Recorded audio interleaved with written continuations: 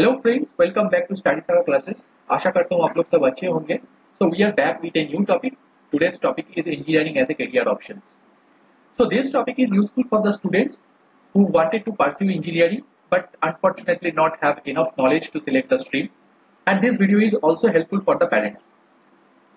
So before start the video, I would like to highlight our social media presence. Our Facebook page is StudySaga21 and Instagram study_saga21. So we update current affairs here daily basis. You can follow us on this. If you find this video useful, please do like and subscribe our YouTube channel and share this video with your connections and friends. And also hit the bell icon for the new updates. And if you have any queries or comments, please feel free to leave a comment below. We'll get back to you shortly. Okay, so let's start. And okay, so अभी हम लोग discuss करने वाले हैं कि overview of engineering course in India. Okay, so इस पे हम लोग देखते हैं कि क्या क्या डिग्री है, कितना स्पेशलाइजेशन मिलता है, क्या एलिजिबिलिटी क्राइटेरिया रहता है ना। सो डिग्री इधर जो इंडिया पे दिया जाता है वो है बीटेक और बीई, बैचलर ऑफ टेक्नोलॉजी और बैचलर ऑफ इंजीनियरिंग। एक यूनिवर्सिटी पे दो टाइप का डिग्री बहुत ही रेयर सिनेरियो पे मिलता है, मान लो नहीं मिलता है, ठीक है। सो बैचलर ऑफ टेक्नोलॉजी दिया जाता है या फिर बैचलर ऑफ इंजीनियरिंग दिया जाता है। तो दोनों ऑलमोस्ट सिमिलर काइंड ऑफ है, बट थोड़ा बहुत इधर उधर रहता है, but don't worry about that. मतलब जो भी यूनिवर्सिटी आप चूज करोगे उस यूनिवर्सिटी पे आदर बीटेक मिलेगा और बीई मिलेगा, ठीक है। सो सेकंड पॉइंट आता है कि near about 35 specialisations present in India. मतलब इंडिया पे आपको ओवरऑल इंडिया पे आपको 35 स्पेशलाइजेशंस या फिर स्ट्रीम जो आप लोग बोलते हो 35 स्ट्रीम्स मिलता है। तो नॉर्मल सी बात है कि जो भी क्लास 11 12 का बच्चा रहेगा तो उनको कंफ्यूज हो ही सकता है कि 35 स्पेशलाइजेशंस पे कौन सा मुझे लेना है, क्या लेना है, मेरे को लेना है, तो वो समझ में नहीं आएगा। बट ऑलवेज मैं सजेस्ट करूंगा 35 के 35 समझो। पहले तो समझने में कोई प्रॉब्लम नहीं है, जानने में कोई प्रॉब्लम नहीं है, बट आप वही चूज करो जो आपको आपका इंटरेस्ट है। क्लास 10 to 12 में जो सब्जेक्ट पे आपका इंटरेस्ट है, सपोज मान लो आप फिजिक्स में बहुत आप इंटरेस्ट है, आपको इलेक्ट्रिसिटी जानना है, आपको मैकेनिक्स के बारे में जानना है, तो आप इलेक्ट्रिकल मैकेनिकल ले सकते हो। आपको कंप्यूटर पे जानना है, आपको कंप्यूटर साइंस के बारे में जानना है, तो आप कंप्यूटर साइंस ले सकते हो। इलेक्ट्रॉनिक्स समझना है तो इलेक्ट्रॉनिक्स ले सकते हो। ये आपके ऊपर है, बट वही चीज पे जाओ जो पर्टिकुलर सब्जेक्ट पे आपका इंटरेस्ट है क्लास 10 12 में, ठीक है। उसीलिए क्लास 10 12 का बेस क्लियर होना बहुत ही इंपॉर्टेंट है इंजीनियरिंग में जाने के पहले, ठीक है। तो ये चीज बहुत अच्छे से समझ लो। इनफैक्ट वो अब मैं आऊंगा वो एलिजिबिलिटी में भी रहता है, ठीक है। सो अभी going to the next point. So उस पे क्या इंजीनियरिंग पे क्या इयर्स कितना रहता है। फुल टाइम का जो कोर्स है इंजीनियरिंग का, इसका 4 इयर्स का कोर्स रहता है। 4 इयर्स का कोर्स रहता है। 4 इयर्स पे आपका 8 सेमिस्टर रहेगा, 8 सेमिस्टर्स रहता है। हर साल पे एक 2 सेमिस्टर रहेगा, आपको टोटल 8 सेमिस्टर्स रहता है। तो 4 इयर्स पे आपका टोटल 8 सेमिस्टर्स हो गया, ठीक है। ये फुल टाइम कोर्स हो गया आपका। उसके बाद जो लोग डिप्लोमा करके आपका इंजीनियरिंग करने आते हैं उन लोगों के लिए 3 साल का कोर्स रहता है, ये 3 इयर्स का कोर्स है, ठीक है। वो सेकेंड ईयर पे आके ज्वाइन करते हैं। और दूसरा हो गया आपका डिस्टेंस इंजीनियरिंग। जो लोग सपोज मान लो आप जॉब करते करते इंजीनियरिंग करना चाहते हैं उन लोगों के लिए भी पॉसिबिलिटी है, जिसको बोलते हैं डिस्टेंस इंजीनियरिंग। बट उस पर क्रेडिबिलिटी थोड़ा कम मिलता है rather than full time, because full time पे आपका 4 साल इन्वेस्ट कर रहे हो आप, डिस्टेंस इंजीनियरिंग में आप डिस्टेंस एजुकेशन कर रहे हो, राइट। बट स्टिल मतलब जो लोग परस्यू करना चाहते हैं डिस्टेंस इंजीनियरिंग तो उन लोगों के लिए ओपन है, डोर ऑलवेज ओपन, ठीक है। बट उसके लिए आपको हर इंजीनियरिंग यूनिवर्सिटी आपका डिस्टेंस इंजीनियरिंग प्रोवाइड नहीं करते। उसके लिए आपको distance education board government of India का जो है उधर जाके आपको एलिजिबिलिटी चेक करना पड़ेगा। मतलब कौन सा यूनिवर्सिटी एलिजिबल है डिस्टेंस इंजीनियरिंग के लिए, उस एलिजिबिलिटी आपको चेक करना पड़ेगा डिस्टेंस इंजीनियरिंग का, ठीक है। तो ये हो गया आपका तीनों के तीनों कोर्स का स्ट्रक्चर, मतलब ईयरली स्ट्रक्चर क्या है क्या नहीं है ईयर्स का। सो 4 नंबर पॉइंट हम लोग आते हैं कि क्या एलिजिबिलिटी रहता है। एलिजिबिलिटी जनरली रहता है, मैं इन जनरल बात कर रहा हूँ फुल टाइम के लिए, क्लास 12 पे आपका फिजिक्स केमिस्ट्री मैथ होना बहुत ही इंपॉर्टेंट है, ठीक है। एंड उसके साथ 60% ऑफ ईच सब्जेक्ट चाहिए आपको। इन जनरल 60% तो चाहिए ही रहता है, बट ये वैरी करते रहते हैं university to university. But most of the cases के 60% मिनिमम 60% मार्क्स आपको चाहिए रहता है क्लास 12 के रिजल्ट पे, फिजिक्स केमिस्ट्री मैथ्स पे, ठीक है। ये हो गया आपका एक पॉइंट। दूसरा हो गया आपका एंट्रेंस टेस्ट। जो इंजीनियरिंग पे एंट्रेंस के लिए एक ऑल इंडिया लेवल पे एक एंट्रेंस टेस्ट होता है। वो एंट्रेंस टेस्ट पे आपको कट ऑफ क्लियर करना पड़ेगा। जितना अच्छा आप रैंक करोगे, जितना अच्छा आप स्कोर लाओगे, उतना अच्छा आपका कॉलेजेस पे यूनिवर्सिटीज पे आपका एडमिशन होगा। यूनिवर्सिटीज भी ऑल ओवर इंडिया पे यूनिवर्सिटीज रहता है, मतलब डिवाइड किया जाएगा टायर 1 टायर 2 टायर 3 ऐसे करके यूनिवर्सिटीज है। जितना अच्छा यूनिवर्सिटी टायर 1 की यूनिवर्सिटीज पे जाओगे आप तो बहुत अच्छा प्लेसमेंट रिम्यूनरेशन मिलेगा। तो उसके वो डिपेंड करते हैं आपका एंट्रेंस टेस्ट के ऊपर। जितना अच्छा आपका एंट्रेंस टेस्ट जाता है उतना अच्छा आपका placement and remuneration and admission होगा, ठीक है। ये हो गया आपका ये टॉप 6 इंजीनियरिंग कोर्सेज में आपके लिए ये जस्ट लिस्ट डाउन किया हूँ based on the last few years का स्टैटिस्टिक्स के ऊपर। तो अभी तक जितना टॉप 6 है उसमें से कंप्यूटर साइंस है, आईटी है, electrical, mechanical, civil and electronics communication engineering है। ऐसा मतलब ये नहीं है कि मैं 6 के 6 कोर्स बोल रहा हूँ तो इसमें से किसी पे आपका इंटरेस्ट नहीं है तो आप इसी में जाओगे कि सैंड ने बोला टॉप 6 कोर्स है ये तो मैं इसी में से मैं चूज कर लूंगा। बट ऐसा नहीं है, आपको जो भी ये 35 मैं दिखाऊंगा नेक्स्ट स्लाइड पे, 35 स्पेशलाइजेशन जो है उसमें से जो भी जिसमें भी आपको इंटरेस्ट है उसी पे आप जाओ, उसी पे आप जाओ, उसमें आप इतने इधर जाने से भी आप अच्छे करोगे उस पर्टिकुलर कोर्स पे, है ना।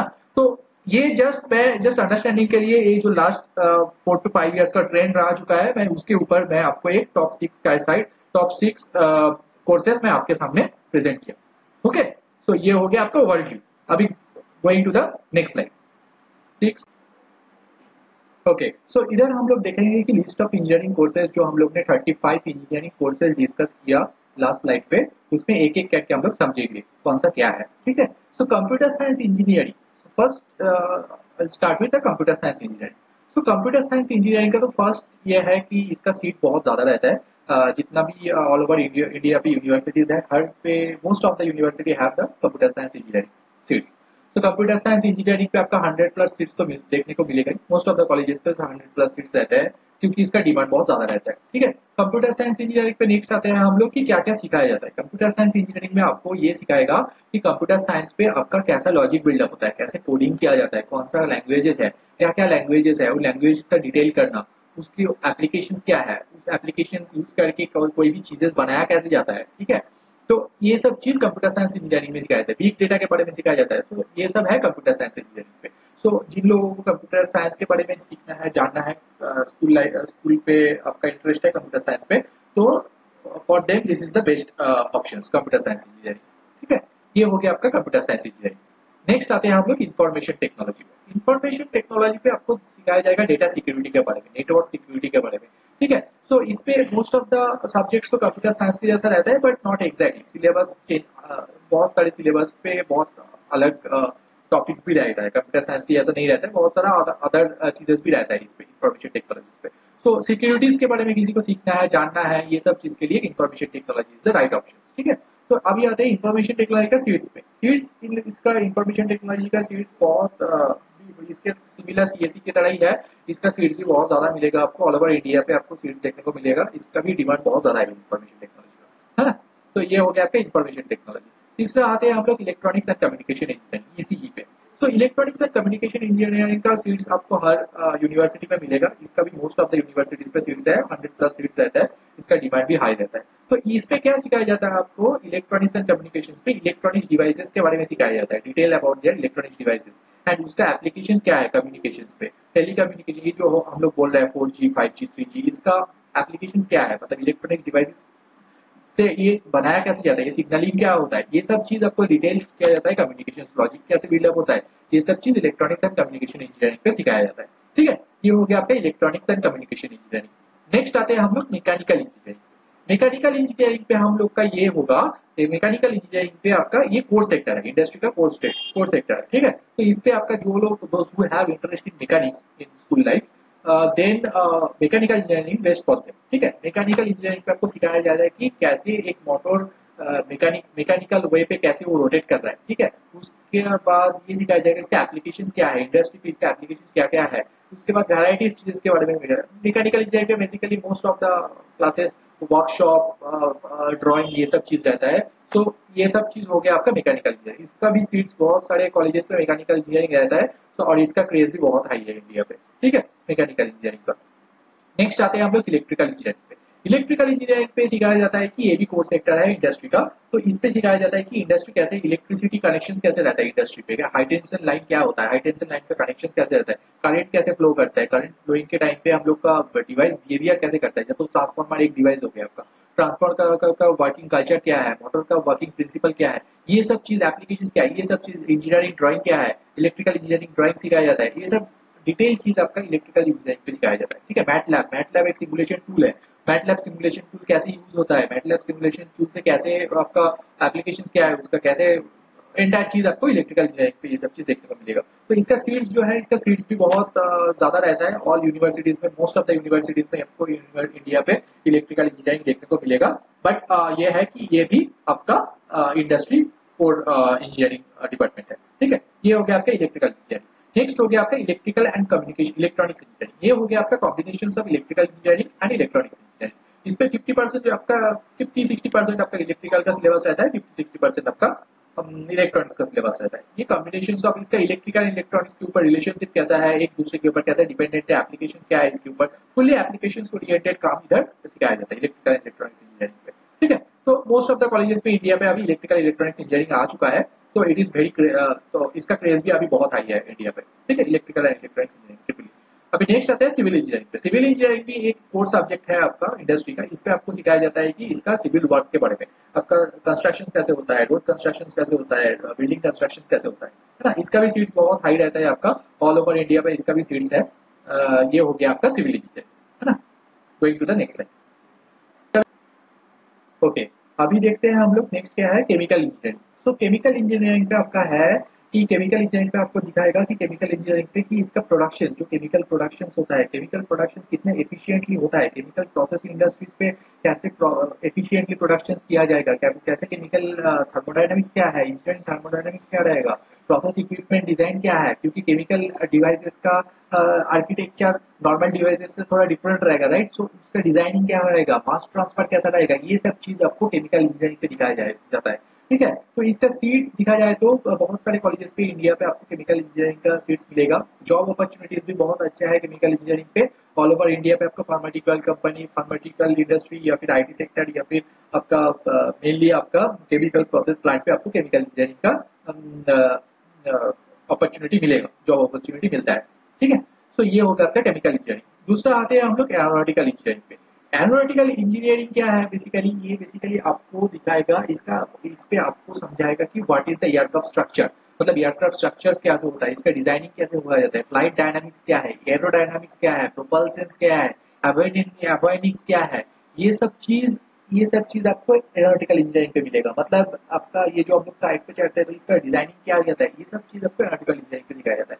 तो इसका सीट्स बहुत कम रहते हैं ऑल ओवर इंडिया पे, बहुत सारे कॉलेजेस पे ये अभी नहीं है एरोनॉटिकल इंजीनियरिंग, बट इसका क्रेज भी बहुत है, स्पेशली ये इसका आउट ऑफ इंडिया, मतलब आउट इंडिया के बाहर बहुत क्रेज है एरोनॉटिकल इंजीनियरिंग का। ठीक है, तो ये हो गया आपका एरोनॉटिकल इंजीनियरिंग। नेक्स्ट आते हैं हम लोग biotech engineering. Biotech engineering is essentially for the research based stream. तो मतलब बायोटेक इंजीनियरिंग जो लोग करते हैं मेनली लोग पीएचडी करने जाते हैं। सो बेसिकली ये रिसर्च बेस्ड स्ट्रीम, तो इस पे आपको बायोटेक्नोलॉजी फार्मा कंपनी पे भी आपको जॉब अपॉर्चुनिटी मिल सकता है, केमिकल प्लांट पे भी आपको जॉब अपॉर्चुनिटी मिल सकता है, कोई भी आईटी सेक्टर पे भी एज ए डोमेन कंसल्टेंट आपको बायोटेक्नोलॉजी का जॉब अपॉर्चुनिटी मिल सकता है। बट इसका इसका सीट्स भी बहुत सारे कॉलेजेस पे इसका सीट्स अवेलेबल है, ऑल ओवर इंडिया पे इसका सीट्स का अवेलेबिलिटी बहुत सारे कॉलेजेस भी है बायोटेक इंजीनियरिंग का, है ना।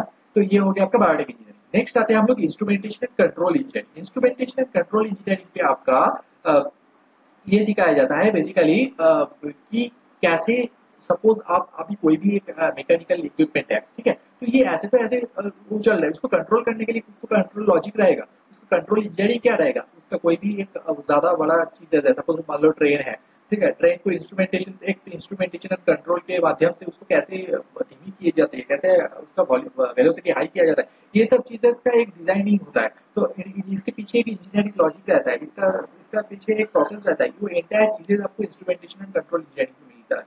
ठीक है, इसको बोलते हैं आईसीई। ठीक है, इंस्ट्रूमेंटेशन, इसका सीट्स बहुत बहुत कॉलेजेस भी है ऑल ओवर इंडिया पे, डिमांड भी हाई है अभी इंस्ट्रूमेंटेशन कंट्रोल इंजीनियरिंग का, है ना। तो ये हो गया आपका instrumentation and control engineering. Next आते हैं हम लोग ऑटोमोटिव इंजीनियरिंग। ऑटोमोटिव इंजीनियरिंग ये है आपका, ऑटोमोटिव इंजीनियरिंग पे आपका ये है कि is kind of automobile sectors के लिए, मतलब ये जो हम लोग ऑटोमोबाइल सेक्टर्स का बात करते हैं, ये बहुत सारे ऑटोमोबाइल है, इलेक्ट्रिकल व्हीकल्स है, ये सब चीज ऑटोमोबाइल इंजीनियरिंग पे आएगा।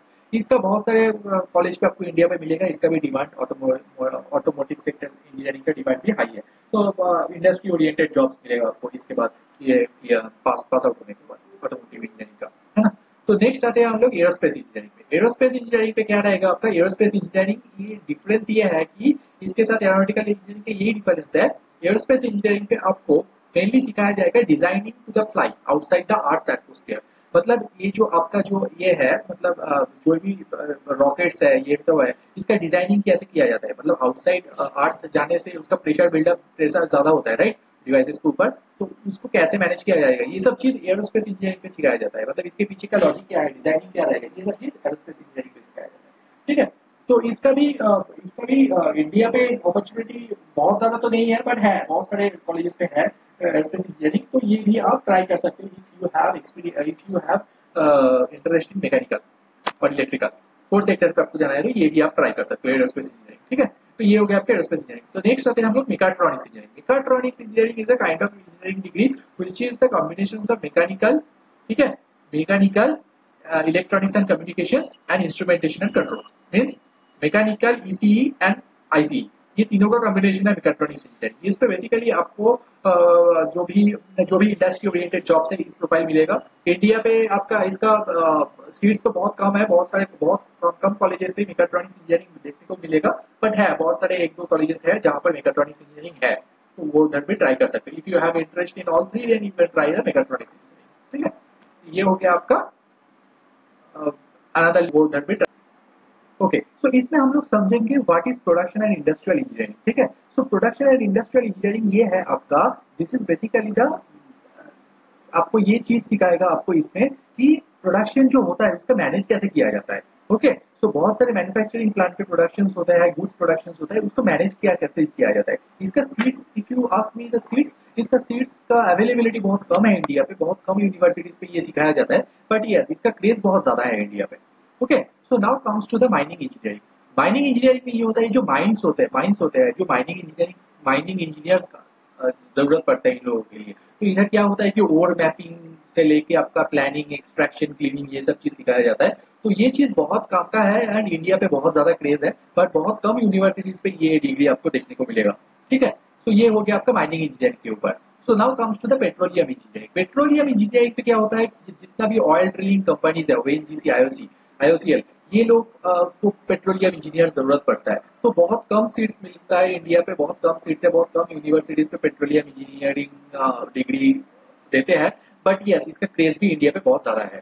ठीक है, so now comes to the ocean and marine engineering. Ocean and marine engineering पे क्या होता है बेसिकली, इस पे आपको ओशियनोग्राफी के बारे में समझाता है, इसको जियोलॉजी समझाता है, आपको कोस्टल एनवायरनमेंट के बारे में बताते हैं, आपको कोस्टल एनवायरनमेंट पे डेवलपमेंट होगा या कंस्ट्रक्शन होगा तो उसको कैसे एनवायरमेंटल फ्रेंडली किया जाएगा वो समझाते हैं आपको।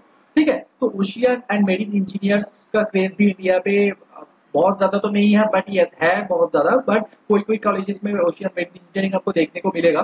बट यस अल्टीमेटली आपका एंड ऑफ द डे आपका मैटर करता है आपके इंटरेस्ट के ऊपर। If you have interest ocean and marine engineering के ऊपर, you should try this particular engineering, है ना।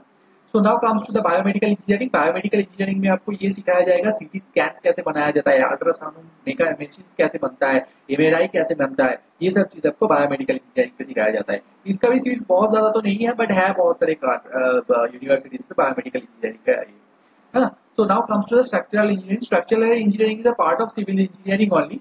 तो सो इस पे आपको बिल्डिंग स्ट्रक्चर्स के बारे में समझाएगा कि ऐसे उसको और रिजिड बनाया जाए, बिल्डिंग को, ब्रिज को कैसे रिजिड बनाया जाए, ये सब चीज आपको स्ट्रक्चरल इंजीनियरिंग पे सिखाया जाता है। ठीक है, इसका भी बहुत ज्यादा तो सीट नहीं है इंडिया पे, बट यस इसका भी क्रेज है, मतलब सिविल के साथ ही इसका क्रेज भी इसके साथ सेम ही है। ठीक है, so now comes to the robotics engineering. Robotics engineering में क्या होता है कि आर्टिफिशियल इंटेलिजेंस के अभी क्या है, अभी मार्केट पे बहुत ज्यादा ह्यूमन रिसोर्स, मतलब ह्यूमन रिसोर्स कम हो रहा है और ऑटोमेशन ज्यादा हो रहा है, राइट। तो इसके लिए रोबोटिक्स के ऊपर बहुत ज्यादा काम चल रहा है, तो इसका क्रेज बहुत हाई है इंडिया पे। बट इसका जो डिग्री है, ये डिग्री मतलब ये सीट बहुत कम मिलता है इंडिया पे। बट अदर जो स्ट्रीम्स है लाइक मैकेनिकल, इलेक्ट्रिकल, इलेक्ट्रॉनिक्स, ये सब में आपको रोबोटिक्स के बारे में सिखाया जाता है, तो ऑटोमेटिकली उधर आप सीख लेते हो। तो इसलिए रोबोटिक्स का अलग से तो कोई सीट उतना ज्यादा नहीं रहता है, बट यस इसका क्रेज बहुत ज्यादा है। आप इंटरेस्ट है तो आप ट्राई कर सकते हो ये रोबोटिक्स इंजीनियरिंग, है ना। So next going to the next slide. आप ओके, नेक्स्ट आते हैं हम लोग एग्रीकल्चर इंजीनियरिंग के ऊपर। ठीक है, तो एग्रीकल्चर इंजीनियरिंग पे आपको ये सिखाता है कि एग्रीकल्चर प्रोसेस को कैसे एफिशिएंट बनाया जाए। एग्रीकल्चर प्रोसेस पे क्या क्या प्रोसेस, क्या क्या टेक्नोलॉजीज है जिससे हम लोग एग्रीकल्चर कर सकते हैं या इन फ्यूचर एग्रीकल्चर कर सकते हैं। So most of the students who passed out from the agriculture engineering they go for the PhD. So उसके ऊपर रिसर्च करते हैं, रिसर्च करके आगे कोई फॉर्म ज्वाइन करके उसके ऊपर रिसर्च करते हैं एग्रीकल्चर के ऊपर। टेक्नोलॉजीज के ऊपर, ठीक है। सो बहुत सारे कॉलेजेस पे है इंडिया पे agriculture engineering, but most of the colleges पे नहीं है एग्रीकल्चर इंजीनियरिंग, ठीक है। सो ये हो गया आपका एग्रीकल्चर इंजीनियरिंग के ऊपर। नेक्स्ट आते हैं हम लोग पेपर इंजीनियरिंग। पेपर इंजीनियरिंग पे क्या होगा आपका, पेपर इंजीनियरिंग पे आपको समझाएगा कि पेपर कैसे मैन्युफैक्चर किया जाता है, पेपर कैसे प्रोडक्शन होता है, इसका प्रोसेस क्या रहता है, इसके पीछे इंजीनियरिंग प्रोसेस क्या है, ये चीज पेपर पेपर इंजीनियरिंग पे समझाएगा आपको। तो बहुत कम कॉलेज पे इंडिया पे ये पेपर इंजीनियरिंग देखने को मिलेगा आपको, तो इसका डिमांड भी उतना हाई नहीं है इंडिया में, ठीक है। ये हो गया आपका पेपर इंजीनियरिंग। नेक्स्ट आते हैं हम लोग न्यूक्लियर इंजीनियरिंग पे। न्यूक्लियर इंजीनियरिंग पे आपको सिखाएगा कि न्यूक्लियर प्रोसेस क्या है, न्यूक्लियर प्रोसेस न्यूक्लियर रिएक्टर क्या है, न्यूक्लियर रिएक्टर डिजाइन कैसे किया जाता है, कैसे सेफ्टी प्रिकॉशंस लिया जाता है, ये सब चीज आपको न्यूक्लियर इंजीनियरिंग पे सिखाएगा, ठीक है। तो ये प्रोसेस, ये भी न्यूक्लियर प्रोसेस भी न्यूक्लियर इंजीनियरिंग में बहुत कम कॉलेजेस में देखने को मिलेगा, बट इसका क्रेज बहुत ज्यादा है इंडिया एंड आउटसाइड इंडिया। तो आप ये चीज भी एक देख सकते हो कि you are interested in mechanical और इलेक्ट्रिकल और कोर सेक्टर, है ना। तो ये हो गया आपका न्यूक्लियर इंजीनियरिंग। नेक्स्ट आते हैं हम लोग टेक्सटाइल इंजीनियरिंग पे। टेक्सटाइल इंजीनियरिंग पे क्या है, टेक्सटाइल इंजीनियरिंग पे आपका टेक्सटाइल्स के बारे में सब जाता है, कैसे टेक्सटाइल से हम लोग कैसे धागा बनते हैं, कैसे प्रोसेस क्या है, टेक्सटाइल प्रोसेस क्या है, ये सब चीज इंटर चीज आपको इंजीनियरिंग प्रोसेस ये टेक्सटाइल इंजीनियरिंग में समझाएगा। So those who have interest in technical textile process and all, so they can go for the textile engineering. मतलब वो भी क्वालिटी इंजीनियर, क्वालिटी मैनेजर, ये सब चीज हायरिंग होता है जनरली। बहुत सारे एमएनसी फर्म है जैसे Aditya Birla and all, so they hire the textile engineers, है ना। तो ये हो गया आपका टेक्सटाइल इंजीनियरिंग। नेक्स्ट आते हैं हम लोग नवल इंजीनियरिंग पे। नवल इंजीनियरिंग पे आपका मेनली मीडिंग टाइप का ही है, तो इस पे आपको शिप बिल्डिंग सिखाएगा, ये सिखाएगा आपका कैसे वो चीज शिपिंग होता है, ये होता है, ये सब चीज नवल नवल इंजीनियरिंग पे सिखाया जाता है। तो इसका भी क्रेज उतना हाई नहीं है इंडिया पे, but if you have interest then go for the naval engineering also. Next आते हैं हम लोग पावर इंजीनियरिंग पे। पावर इंजीनियरिंग पे क्या होता है, पावर इंजीनियरिंग पे इंडिया पे बहुत क्रेज है। Power engineering most of the government and private colleges now started power engineering. Power engineering का भी क्या होता है कि पावर प्लांट एफिशिएंटली कैसे ऑपरेट किया जाता है, ये चीज सिखाता है। तो इस पे बहुत सारे प्रोसेस पे टेक्नोलॉजी बेस्ड सिखाया जाता है, बहुत प्रोसेस ओरिएंटेड सिखाया जाता है, इन्वायरमेंटल चीजेस भी रहता है इसमें बहुत सारे। तो ये कुल मिला के ये है कि पावर इंजीनियरिंग के ऊपर अभी क्रेज बहुत ज्यादा है इंडिया पे, बहुत सारे कॉलेजेस पे है power engineering. If you have interest like power and mechanical, electrical, then you can go for the power engineering also. Okay. So next आते हैं हम लोग प्रिंटिंग इंजीनियरिंग पे। प्रिंटिंग इंजीनियरिंग पे आपको सिखाता है कि प्रिंटिंग कैसे किया जाता है, मतलब आपका मतलब प्रोसेस बेस्ड, ये भी प्रोसेस बेस्ड इंजीनियरिंग है। ये भी आपको प्रोसेस ही सिखाएगा, मेनली इंजीनियरिंग के ऊपर टूल सिखाएगा, टेक्नोलॉजी सिखाएगा प्रिंटिंग के ऊपर। तो ये हो गया आपका प्रिंटिंग इंजीनियरिंग। इसका भी कॉलेज बहुत कम है, बहुत सीट्स कम है इंडिया पे, बट ओवरऑल अपॉर्चुनिटी तो है इंडिया पे प्रिंटिंग इंजीनियरिंग का, है ना। तो ये हो गया आपका list of another list of engineering specializations. Going to the next slide. Okay. सो अभी देखते हैं हम लोग नेक्स्ट क्या है, पैकेजिंग इंजीनियरिंग। पैकेजिंग इंजीनियरिंग पे क्या होता है आपका, ये जो कोई भी इंडस्ट्री से जो भी गुड्स निकलते हैं उसका प्रॉपर पैकेजिंग होता है, राइट। तो उसके पीछे बहुत सारे प्रोसेस रहता है, उसका प्रोसेस भी एफिशिएंट होना चाहिए, ये सब चीज आपको पैकेजिंग इंजीनियरिंग पे सिखाएगा। तो पैकेजिंग इंजीनियरिंग पे आपका क्रेज भी बहुत ज्यादा है इंडिया में, बहुत सारे कॉलेजेस पे पैकेजिंग इंजीनियरिंग सिखाते हैं। So if you are interested in the packaging process then you can go for the packaging engineering also, ठीक है। सो नेक्स्ट आते हैं हम लोग आर्किटेक्चर इंजीनियरिंग पे। आर्किटेक्चर इंजीनियरिंग क्या होता है कि आर्किटेक्चर सिखाया जाता है, मतलब आर्किटेक्चर प्रोसेस क्या है कि बिल्डिंग आर्किटेक्चर हो रहा है या फिर कोई भी म्यूजियम आर्किटेक्चर हो रहा है, इसका आर्किटेक्चर ब्रिज आर्किटेक्चर हो रहा है, ये सब चीज आर्किटेक्चरल इंजीनियरिंग को सिखाता है। तो ये काइंड ऑफ सिविल इंजीनियरिंग की तरह ही है, मतलब एक दूसरे के डिपेंडेंट है, but yes architectural engineer more related to the paint drawing, so they have designed the things and civil engineers build that particular things। तो यही डिफरेंस है मेरी, ठीक है। तो इसका भी बहुत ज्यादा क्रेज है इंडिया पे। आप if you are interested, if you are good at drawing and all, then you can go for the architectural engineering, ठीक है। सो नेक्स्ट आते हैं हम लोग माइक्रो इलेक्ट्रिक इंजीनियरिंग। ये भी काइंड ऑफ सब इंजीनियरिंग डिग्री है, इलेक्ट्रिकल इंजीनियरिंग का ही एक सब डिग्री है। तो इफ यू आर, इसका भी क्रेज बहुत कम है, मोस्ट ऑफ द कॉलेजेस पे इलेक्ट्रिकल इंजीनियरिंग पे ये चीज सिखाया देता है। तो इंडिया पे इसका क्रेज उतना ज्यादा नहीं है, बट हाँ बहुत एक दो कॉलेज पे है micro electric engineering. But if you are interested then you can check with that colleges and their websites की माइक्रो इलेक्ट्रिक इंजीनियरिंग क्या होता है, ठीक है। तो ये हो गया माइक्रो इलेक्ट्रिक। नेक्स्ट आते हैं हम लोग एनवायरमेंटल इंजीनियरिंग। एनवायरमेंटल इंजीनियरिंग क्या है, ये बहुत ज्यादा क्रेज है अभी इंडियन मार्केट पे। एनवायरमेंटल इंजीनियरिंग पे क्या सिखाया जाता है, ये combination of chemical, electrical, mechanical, ये सब कॉम्बिनेशन है इसमें। तो क्या होता है कि बहुत सारे पावर प्लांट है, राइट। सो पावर प्लांट से पावर जनरेट होता है, इसके साथ साथ एनवायरमेंट को भी डिग्रेड कर रहा है धीरे धीरे। तो ये प्रोसेस पूरा प्रोसेस ओरिएंटेड सिखाएगा आपको कि कैसे पावर प्लांट ऑपरेट किया जाता है, एफिशिएंटली कैसे होगा, एनवायरमेंट कैसे एफिशिएंटली होगा। तो उसके बाद एनवायरनमेंट के ऊपर क्या क्या चीजें हो सकता है, उसका एक्ट क्या है, उसके प्रोसेस क्या है, उसको क्लीन कैसे किया जाता है, एंटायर चीज आपको एनवायरनमेंट के बारे में सिखाया जाता है। तो अभी आज के सिनेरियो पे खड़े होकर तो एनवायरमेंटल इंजीनियरिंग का क्रेज बहुत ज्यादा है इंडिया पे। तो जो हुआ completed the environmental engineer, most of them going for the MTech and PhD and join the high level salary package, join the high level salary package. ठीक है, तो इसका इसका रिम्यूनरेशन भी, प्लेसमेंट एंड रिम्यूनरेशन भी बहुत हाई रहता है अभी एनवायरमेंटल इंजीनियरिंग का, है ना। तो नेक्स्ट आते हैं हम लोग सिस्टम इंजीनियरिंग। सिस्टम इंजीनियरिंग पे आपको जितना भी सिस्टम्स है, जितना भी सिस्टम्स है ऑल ओवर इंडिया पे, या फिर प्लांट लेवल सिस्टम्स है, वो सब सिस्टम्स को हैंडल करने के लिए भी इंजीनियरिंग एक प्रोसेस रहता है। बट वो चीज को भी आप सीख सकते हो if you are interested in system engineering. ठीक है, तो ये हो गया सिस्टम्स। नेक्स्ट आता है जियोमेटिक्स इंजीनियरिंग। जियोमेटिक्स इंजीनियरिंग का भी क्रेज बहुत ज्यादा नहीं है इंडिया पे, बट एक दो कॉलेजेस पे है जियोमेटिक्स इंजीनियरिंग, आप चेक कर सकते हो गूगल पे जियोमेटिक्स इंजीनियरिंग के ऊपर। ठीक है, तो नेक्स्ट है आपका fire protection engineering. Fire protection engineering का भी बहुत, जितना बड़ा बड़ा बिल्डिंग हो रहा है तो उसके लिए सेफ्टी की जरूरत पड़ेगा, और सेफ्टी भी मतलब one of the major is the fire protection. तो फायर प्रोटेक्शन के लिए बहुत सारे टूल्स है, टेक्नोलॉजीज है, उसके ऊपर टेक्नोलॉजीज के ऊपर समझने के लिए, जानने के लिए फायर प्रोटेक्शन इंजीनियरिंग होता है। बट इसका भी इतना डिग्री होल्डर तो नहीं है, 4 साल का तो कोर्सेज नहीं होता है, बहुत सारा शॉर्ट टर्म कोर्स ही होता है इसका मेनली। बट हाँ, एक दो कॉलेजेस पे है जहाँ पर चार चार साल तक फायर प्रोटेक्शन इंजीनियरिंग होता है। तो if you are interested in fire protection, wanted to know detail about the fire protection, then you can go for the fire protection engineering. ठीक है, तो ये हो गया आपका list of 35 list of engineering degrees. Okay, okay, so after complete the engineering degree, so everyone has query, right? So recruiters कैसा रहेगा? So recruiters India, outside India दोनों साइड रह सकता है, या फिर पीएसयू रह सकते हैं इंडिया का। तो उसके लिए अलग से एग्जाम्स होगा, कंडक्ट होगा, वो क्लियर करके आप पीएसयू क्लियर कर सकते हो, पीएसयू में बैठ सकते हो। ठीक है, ये छोड़ के भी आपका और भी है private companies like Tata, Reliance, Adani, L&T, इन लोग को इन लोग हायर करते हैं इंजीनियर्स, है ना। तो उसके छोड़ के भी जो जो स्टार्टअप कंपनी से जो बिजनेस अभी बिल्डअप कर रहा है, बिजनेस डिजाइन का बिजनेस कर रहा है, तो उन लोग को भी इंजीनियर जरूरत पड़ता है। ठीक है, तो ये हो गया आपका रिक्रूटर्स। ये छोड़ के भी आप इनकेस आप जॉब नहीं करना चाहते हो, हायर स्टडी करना चाहते हो, तो इसके बाद आप एमटेक ओपन है, एमटेक के लिए आपको गेट देना पड़ेगा।